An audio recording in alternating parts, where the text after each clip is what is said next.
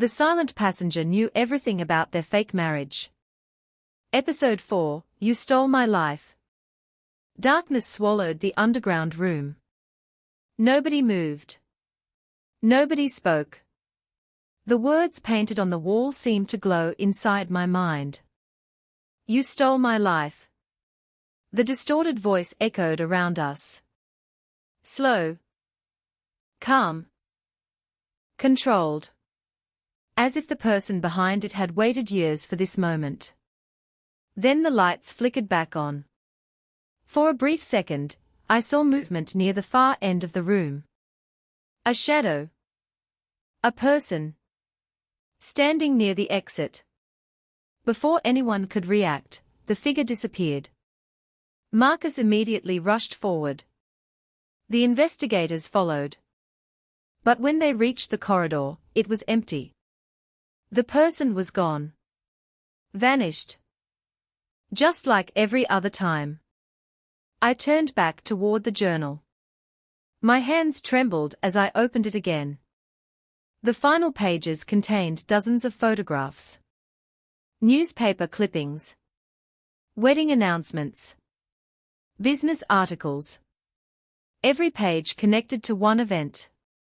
Our marriage. Not the relationship. The contract. The deal. The arrangement that changed everything. Then I noticed another name. Daniel Carter. The moment I read it, memories came rushing back. I hadn't heard that name in years. Neither had Isabella. Yet somehow, both of us froze at exactly the same moment. Because we remembered. 3 years ago, before the contract marriage, Daniel worked for my company. Young. Brilliant.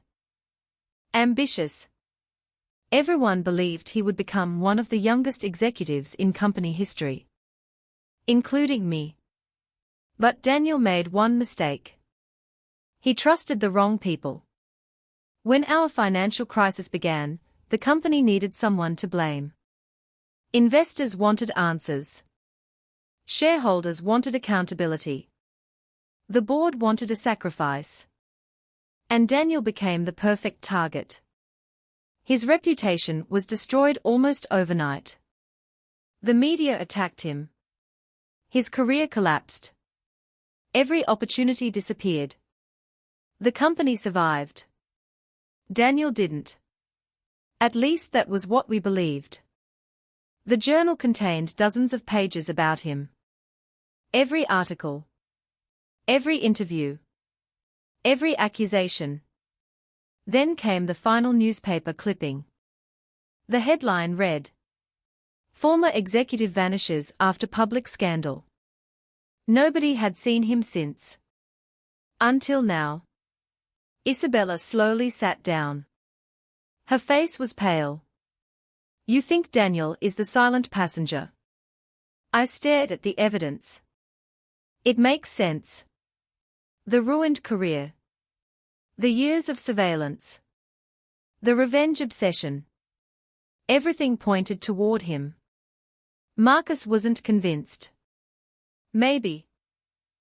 I looked at him. What do you mean maybe? He pointed toward the journal. Someone wants you to believe it's Daniel.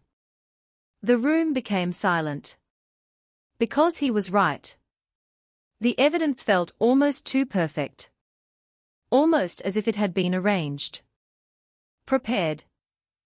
Designed. Someone had left clues exactly where we would find them. Someone wanted us following a specific path. And that possibility terrified me. Because manipulation was becoming the blackmailer's greatest weapon. The next morning, we began searching for Daniel Carter. Old addresses. Former friends. Former co-workers. Financial records. Anything. Everything. Yet every search ended the same way. Nothing. No recent photographs. No current address. No social media activity. It was as if Daniel Carter had disappeared from existence. Then a breakthrough arrived. One of Marcus's investigators discovered a small cabin registered under a fake identity. The property sat deep within the mountains. Remote. Isolated. Hidden. The perfect place for someone who didn't want to be found. By sunset, we were driving there. Marcus insisted on bringing security. For once, I agreed. The road became narrower as we climbed higher.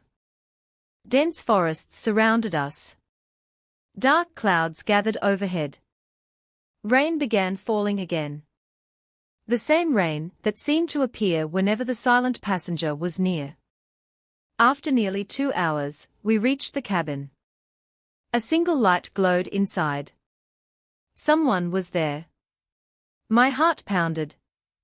Marcus motioned for everyone to stay alert. Slowly we approached. The front door stood slightly open. Inside, the cabin looked abandoned. Dust covered everything. Furniture sat untouched. Yet one room appeared different. Recently used. Fresh footprints covered the floor. Someone had been there. Recently. Very recently. Then Marcus found a laptop. Still powered on. A single video file waited on the screen. No title. No description. Only today's date. I pressed play. The screen flickered. Then a familiar distorted voice appeared. Congratulations. The figure sat in darkness. Face hidden. Identity concealed.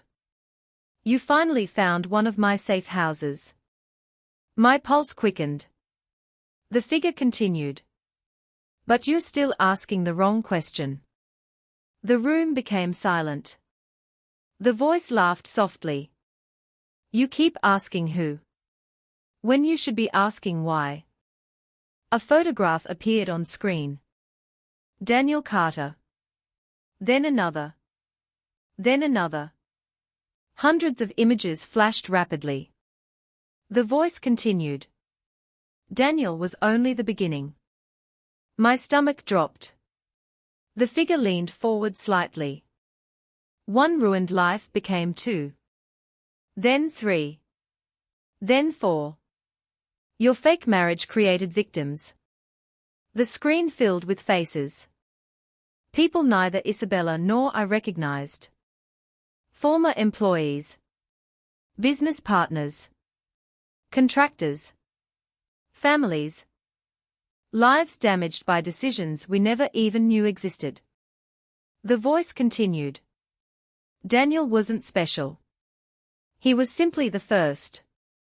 For several seconds nobody spoke. Because the truth was becoming impossible to ignore. Our marriage had helped save a company.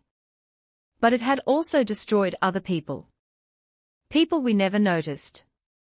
People nobody cared about. People who remembered. The video neared its end.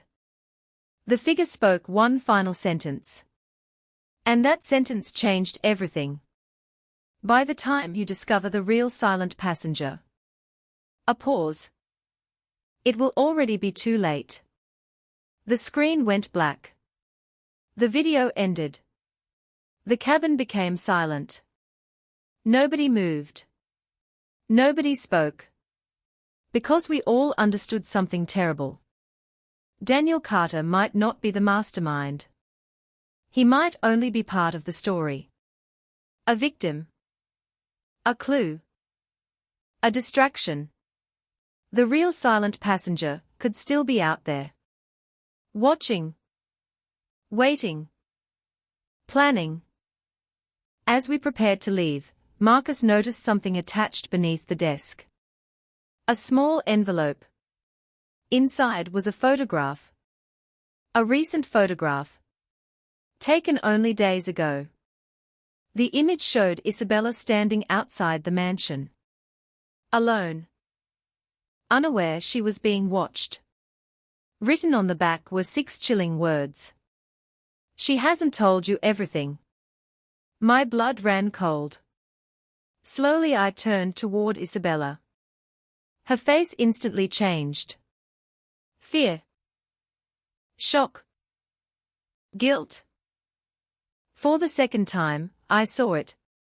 That same expression from episode 3. The expression of someone hiding a secret. And suddenly I realized something horrifying. The silent passenger wasn't the only person lying. Isabella was hiding something too. Something big. Something connected to the past. And whatever that secret was, the blackmailer had just weaponized it. To be continued.